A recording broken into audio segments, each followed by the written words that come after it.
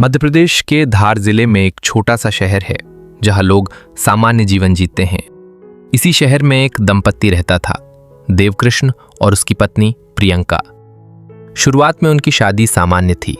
दोनों अपने अपने काम में व्यस्त रहते थे और बाहर से देखने पर सब कुछ ठीक लगता था। लेकिन समय के साथ उनके रिश्ते में समस्याएं आने लगीं। देवकृष्ण अपने काम में ज्यादा व्यस्त रहता था, जबकि प्रियंका घर पर रहती थी।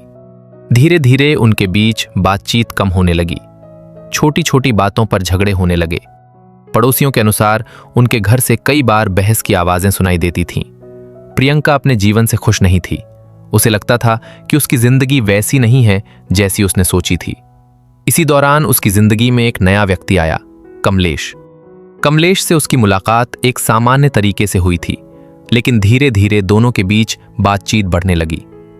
शुरुआत में वे सिर्फ दोस्त थे, लेकिन कुछ ही समय में उनका रिश्ता गहरा हो गया। दोनों अक्सर फोन पर बात करते थे, दिन में कई बार और कभी कभी रात में भी। ये बातचीत धीरे धीरे उनकी आदत बन गई। अब प्रियंका का ध्यान अपने पति से हटकर कमलेश पर ज्यादा होने लगा। वो अपने पति से दूरी बनाने लगी। घर में झगड़े और बढ़ गए। समय के साथ प्रियंका और कमलेश एक दूसरे के और करीब आ गए। उन्हें लगने लगा कि वे साथ रहना चाहते हैं। लेकिन उनके रास्ते में सबसे बड़ी समस्या थी प्रियंका का पति। यहीं से उनके दिमाग में एक गलत सोच ने जगह बनानी शुरू की। पहले यह सिर्फ एक विचार था, लेकिन धीरे धीरे यह एक योजना में बदल गया। उन्होंने सोचना शुरू किया कि अगर देवकृष्ण उनकी जिंदगी में नहीं रहेगा तो सब कुछ आसान हो जाएगा। यह सोच बहुत खतरनाक थी, लेकिन उन्होंने इसे गंभीरता से लेना शुरू कर दिया। धीरे धीरे दोनों ने मिलकर योजना बनानी शुरू की। उन्होंने तय किया कि इस काम को खुद करना सही नहीं होगा, इसलिए उन्होंने किसी और की मदद लेने का फैसला किया। उन्होंने एक ऐसे व्यक्ति से संपर्क किया जो पैसे के बदले यह काम करने को तैयार था। पैसे तय किए गए और पूरी योजना तैयार की गई। यह सब कुछ अचानक नहीं हुआ था। यह एक सोची समझी योजना थी जिसमें हर कदम पहले से तय था। घटना वाले दिन सब कुछ सामान्य दिख रहा था। देवकृष्ण अपने काम से घर लौट आया था। घर में सामान्य दिन की तरह माहौल था, लेकिन प्रियंका के मन में कुछ और चल रहा था। रात होने का इंतजार किया जा रहा था। जब सब कुछ शांत हो गया, तब योजना को अंजाम देने का समय आ गया। प्रियंका ने घर का दरवाजा खुला छोड़ दिया। यह उसी योजना का हिस्सा था ताकि हमलावर बिना किसी परेशानी के अंदर आ सके। कुछ समय बाद वह व्यक्ति घर के अंदर आ गया। घर के अंदर जो हुआ उसने सब कुछ बदल दिया। कुछ ही समय में देवकृष्ण की मौत हो गई। इसके बाद प्रियंका ने तुरंत कोई शोर नहीं मचाया। उसने कुछ देर इंतजार किया ताकि मामला एक सामान्य घटना जैसा लगे। फिर उसने जोर जोर से चिल्लाना शुरू किया। आसपास के लोग इकट्ठा हो गए। उसने बताया कि कुछ लोग घर में घुसे और लूटपाट के दौरान उसके पति की हत्या कर दी। पुलिस को सूचना दी गई और जांच शुरू हुई। शुरुआत में मामला एक लूटपाट जैसा लग रहा था, लेकिन कुछ बातें पुलिस को अजीब लगी। घर का दरवाजा टूटा नहीं था।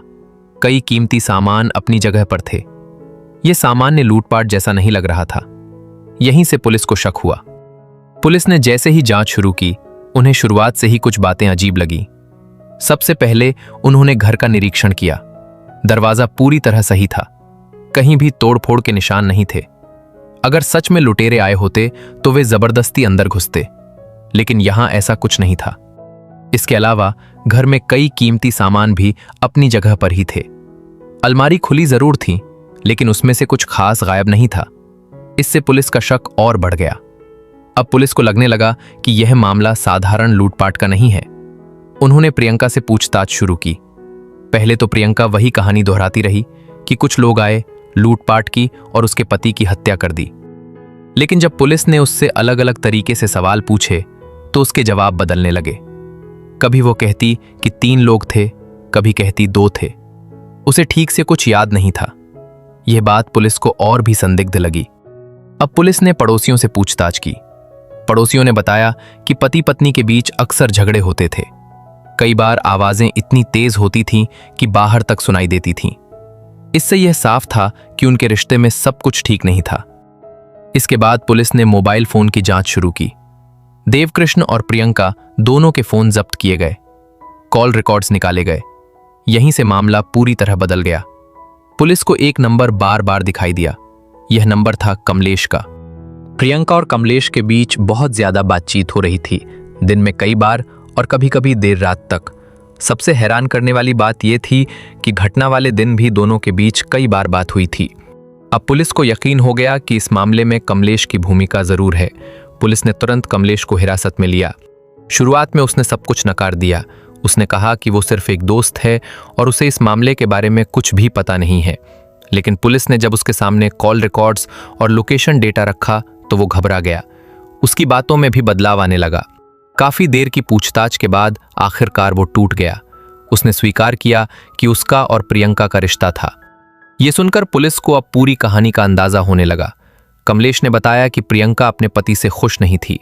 दोनों साथ रहना चाहते थे, लेकिन उनके रास्ते में सबसे बड़ी रुकावट था देवकृष्ण।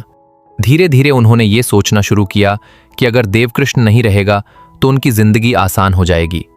यहीं से उन्होंने एक खतरनाक फैसला लिया। कमलेश ने बताया कि उन्होंने मिलकर एक व्यक्ति को पैसे देकर यह काम करवाने का फैसला किया। यह एक पूरी तरह से सोची समझी योजना थी। अब पुलिस ने प्रियंका को फिर से बुलाया। इस बार उसके सामने सारे सबूत थे, कॉल रिकॉर्ड्स और कमलेश का बयान। अब उसके पास बचने का कोई रास्ता नहीं था। पहले तो उसने कुछ देर तक चुप्पी साधी, लेकिन फिर धीरे धीरे वो भी टूट गई। उसने स्वीकार किया कि यह पूरी योजना उसी ने बनाई थी। उसने बताया कि उसने ही दरवाजा खुला छोड़ा था ताकि हमलावर आसानी से अंदर आ सके।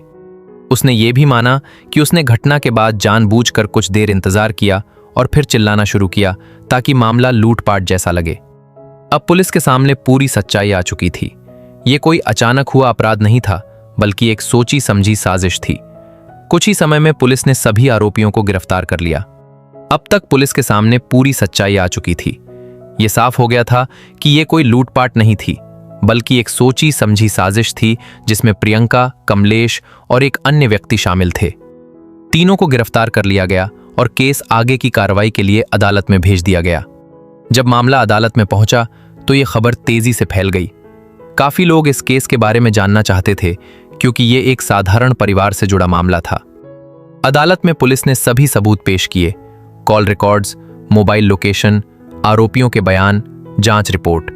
इन सबूतों से यह साफ हो गया कि यह हत्या पहले से योजना बनाकर की गई थी। अदालत में प्रियंका को पेश किया गया। अब वो पहले जैसी नहीं थी। उसके चेहरे पर डर और थकान साफ दिखाई दे रही थी। जब उससे पूछा गया कि क्या वो आरोप मानती है, तो उसने धीरे से हां कह दिया। उसका यह जवाब पूरे मामले को और स्पष्ट कर गया।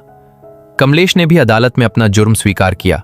उसने बताया कि वो और प्रियंका एक दूसरे के करीब थे और उन्होंने मिलकर यह फैसला लिया था। लेकिन अब उसे समझ आ चुका था कि उन्होंने बहुत बड़ी गलती की है। कई दिनों की सुनवाई के बाद अदालत ने फैसला सुनाया। अदालत ने कहा कि यह एक गंभीर अपराध है और इसमें किसी भी प्रकार की नरमी नहीं बरती जा सकती। अंत में तीनों आरोपियों को दोषी ठहराया गया और उन्हें सजा दी गई। ऐसे मामलों में आमतौर पर कड़ी सजा दी जाती है, जैसे उम्र कैद। इस घटना ने पूरे इलाके को हिला दिया। लोगों के लिए यह विश्वास करना मुश्किल था कि एक पत्नी अपने ही पति के खिलाफ इतनी बड़ी साजिश कर सकती है। यह मामला सिर्फ एक अपराध नहीं था, बल्कि यह एक सबक भी था। किसी भी समस्या का हल अपराध नहीं होता। गुस्से और नफरत में लिया गया फैसला हमेशा गलत होता है। सच छुपाया नहीं जा सकता, वो एक दिन सामने आ ही जाता है। जिंदगी में कभी भी गलत रास्ता आसान लग सकता है, लेकिन उसका अंजाम हमेशा बुरा ही होता है।